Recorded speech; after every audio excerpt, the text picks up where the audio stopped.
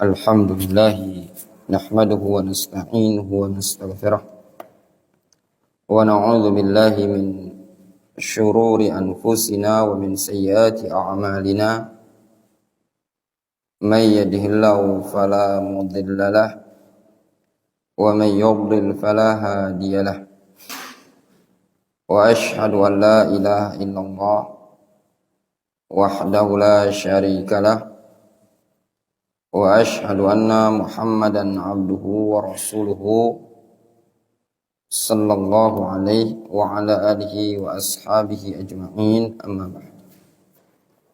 Masih kita lanjutkan kajian kita di subuh hari ini dari kitab Ahadits Mukhtarah fi Taharah was Shalah, yaitu Al-Ishriniyat fi Mamadi Ta'alimil Islam. Kemudian setelah lanjutkan sekitar 10-15 menit, nanti baru dilanjutkan. Insyaallah ta'ala ada rencana pembacaan kitab Syarah Bulughul Maram yang disyarah oleh Syekh Taufik Al-Ba'dani, mungkin dalam waktu 10-15 menit juga. Kita baca hadis bab al-isti'adzah min arba'in fit tasyahhudil akhir. Bab al-isti'adzah, meminta perlindungan dari 4 perkara pada saat tasyahud akhir. Setelah seseorang sholat atau setelah dia membaca tasyahud pada tasyahud akhir, maka disyariatkan bagi dia untuk membaca atau berlindung kepada Allah SWT dari 4 perkara. Apa 4 perkara tersebut? Disebutkan dalam hadis an Abi Hurairah radhiyallahu anhu. Siapa nama Abu Hurairah? Abdurrahman bin Sakhar. Itu pendapat yang dikuatkan oleh Imam An-Nawawi rahimahullah ta'ala. Qala Rasulullah sallallahu alaihi wasallam. Rasul mengatakan, "Idza tashahhada ahadukum falyasta'id billahi min arba'in." Idza tashahhada ahadukum falyasta'id billahi min arba'in. Apabila salah seorang dari kalian tasyahud, falyasta'idz billahi min arba'in, maka hendaklah dia berlindung kepada Allah dari 4 perkara. Yaqul, dia mengucapkan, Allahumma inni a'udzubika min azabi jahannam wa min azabil qabri wa min fitnatil mahya wal mamat wa min syarri fitnatil masihid dajjal. Rawahu Muslim. Nabi SAW beliau mengatakan, kalau salah seorang dari kalian sudah selesai sholatnya, selesai tasyahudnya, di tasyahud akhir, maka hendaklah dia berlindung kepada Allah dari 4 perkara, yaitu dengan membaca doa, Allahumma inni a'udzubika min azabi jahannam wa min azabil qabri wa min fitnatil mahya wal mamat wa min fitnatil masihid dajjal. Rawahu Muslim. Ya Allah, aku berlindung kepadamu ya Allah dari azab jahannam, wa min azabil qabr, dari azab kubur, wa min fitnatil mahya wal mamat, dari fitnah kehidupan dan fitnah kematian, wa min syarri fitnatil masihid dajjal, dan dari buruk fitnah al-masih ad-dajjal. Hukum doa ini secara syar'i disyariatkan, ya. Syekhul Islam Ibnu Taimiyah mengatakan, fad-du'a fi akhiriha ay as-shalah qabla al-khuruj masyru'un masnunun bis sunnah al-mutawatirah bi ittifaqil muslimin. Berdoa di ujung salat sebelum selesai salat adalah perkara yang disyariatkan, disunnahkan berdasarkan hadis-hadis yang mutawatir dengan kesepakatan kaum muslimin. Namun, apa hukum doa ini tadi? Terjadi khilaf di kalangan para ulama. Jumhur ulama, mereka berpendapat hukumnya sunnah. Seseorang berdoa berlindung kepada Allah dari 4 perkara. Yaitu berdoa, Allahumma inni a'udzubika min azabi jahannam wa min azabil qabri wa min fitnatil mahya wal mamat wa min syarri fitnatil masihid dajjal. Itu pendapat jumhur, hukumnya sunnah, sangat-sangat dianjurkan. Sebagian para ulama mereka mengatakan hukumnya wajib. Kalau tidak baca doa ini tidak sah. Di antara para ulama di zaman sekarang yang berpendapat hukumnya wajib, Asy-Syaikh Muqbil Ibnu Hadi Al-Wadi'i. Adapun di kalangan para ulama salaf yang berpendapat wajib, Tawus bin Kaisan rahimahullah ta'ala. Dulu Tawus bin Kaisan kalau melihat anaknya sholat dan tidak membaca Allahumma inni a'udzubika min azabi jahannam wa min azabil qabri wa min fitnatil mahya wal mamat wa min syarri fitnatil masihid dajjal, disuruh ngulang sama Tawus bin Kaisan. Disuruh ngulang. Nah, ulang sholatmu. Tidak sah. Itu pendapat sebagian para ulama. Wallahu alam dalam hal ini tadi ya ikhwan. Al-muhim bagi seorang talibul ilmi mayan bagi ayat rukahu, ya, tidak pantas, tidak layak bagi dia untuk meninggalkan doa ini tadi. Selagi dia bisa membacanya, baca, ya. Jangan ditinggalkan. Adapun makna doa ini tadi berlindung kepada Allah Subhanahu wa taala dari 4 perkara. Di antaranya di sini disebutkan yang pertama azab jahannam. Antum tidak usah tanya tentang azab jahannam. Dalil-dalil tentang ngerinya neraka itu sangat banyak sekali. Sangat banyak sekali, ngeri. Ya, dalam Al-Qur'an, dalam hadis Nabi sallallahu alaihi wasallam, kullama nadijat juluduhum baddalnahum juludan ghairaha liyadzuqul azab. Orang kalau udah masuk neraka walaupun terbakar diganti kulitnya dengan kulit yang lain supaya mereka merasakan azab. Ya. Kalau antum ingin baca hadis-hadis tentang neraka ini, antum bisa lihat hadis, asar, keterangan-keterangan para ulama, buku yang ditulis oleh Al-Imam Ibnu Rajab, judulnya At-Takhwif Minan Nar. At-Takhwif Minan Nar. Itu buku yang ditulis oleh Al-Imam Ibnu Rajab.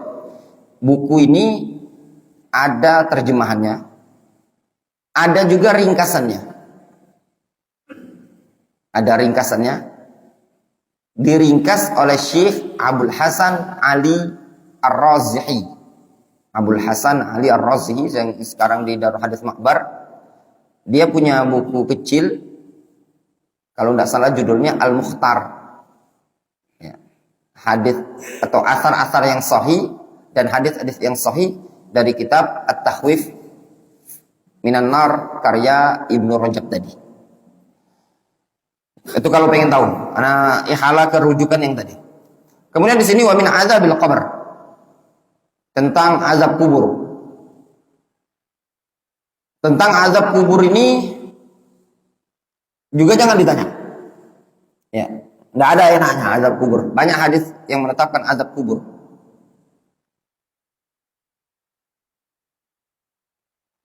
Kalau buku yang membahas tentang panjang lebar azab kubur,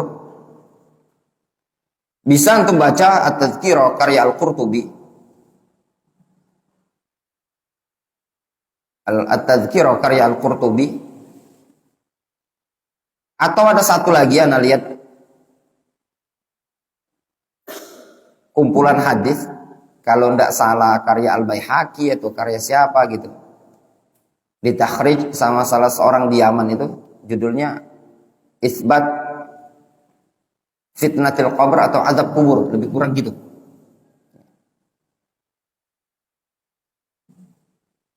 Itu yang mengumpulkan hadis-hadis atau asar-asar dalam masalah keterangan para ulama tentang azab kubur.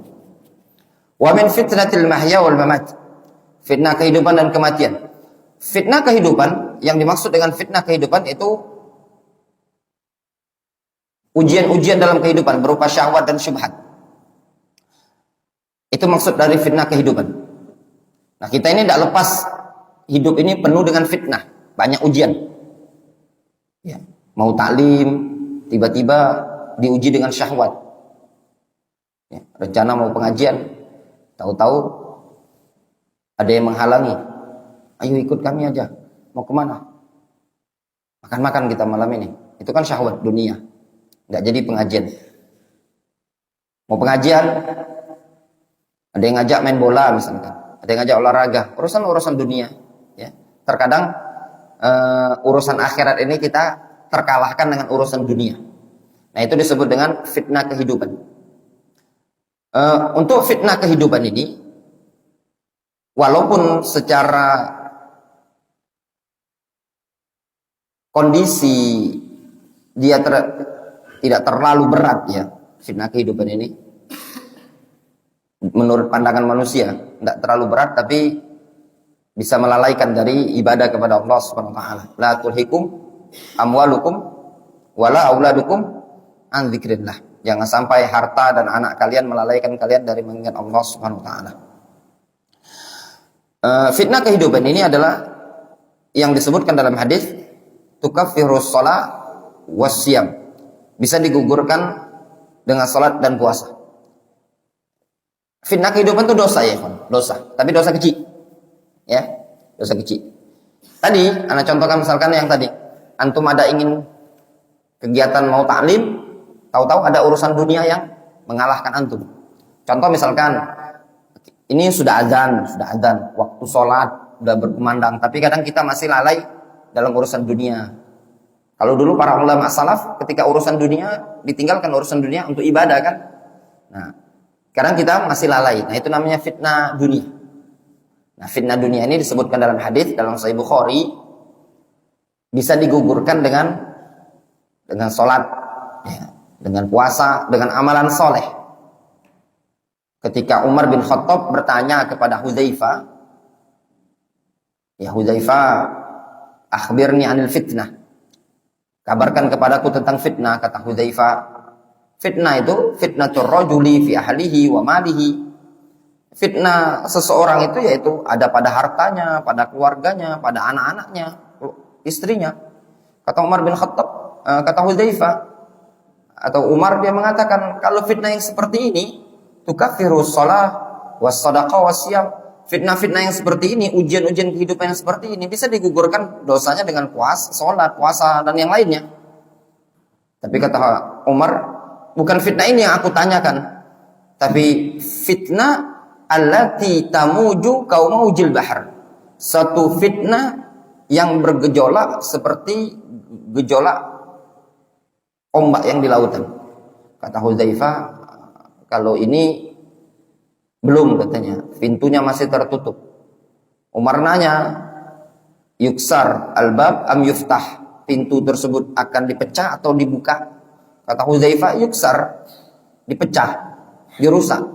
Lalu Umar pun pergi. Hadis dalam Sahih Bukhari, ikhwan, disebutkan dalam Kitabul Fitan. Lalu Umar pun pergi. Kemudian seorang tabi'in waktu itu bertanya kepada Hudzaifah, hal alima Umar albab, apakah Umar tahu pintu tersebut, pintu fitnah?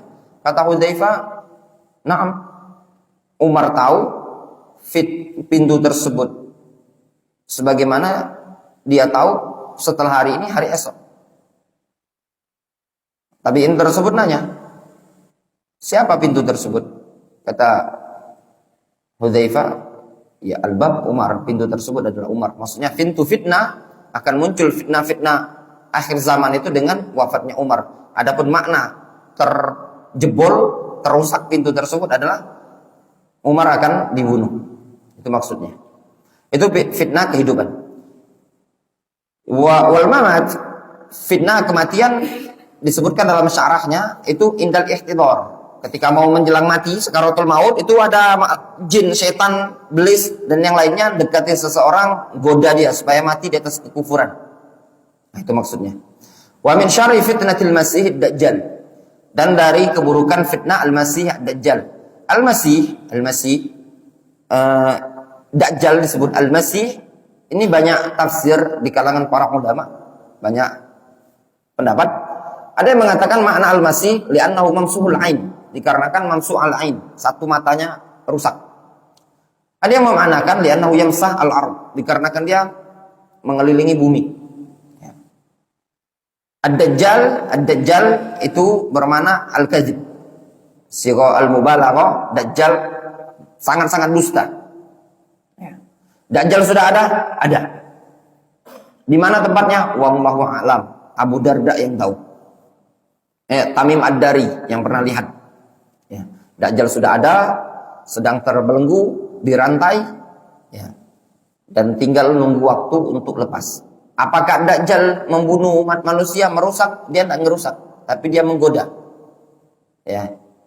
Antum mau butuh apapun, dikasih sama Dajjal dengan izin Allah Subhanahu wa taala. Orang kadang urusan dunia saja kita sudah terfitnah, ya. Katanya bisa gandakan duit, bisa banyak pengikut, ya. Apalagi Dajjal. Nah, Dajjal itu semuanya akan dikelilingi dunia ini sama Dajjal. Dan yang bisa melindungi seseorang dari Dajjal hanya Allah Subhanahu wa taala, dengan rahmat dari Allah Subhanahu wa taala. Godaan Dajjal besar sekali. Ya. Wallahu taala ansal. Di antara yang disebutkan oleh para ulama, ya, kalau ketemu Dajjal ya lari, itu yang disebutkan dalam hadis. Ya. Idza sami'a ahadukum ad-dajjal falyan'a.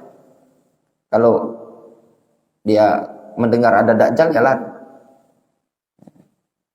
Jangan dekat, nanti terfitnah.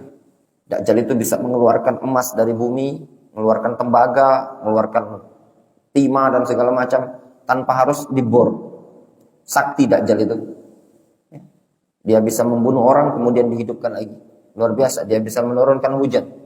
Itu fitnah Dajjal. Antum kalau ketemu Dajjal ngeri juga.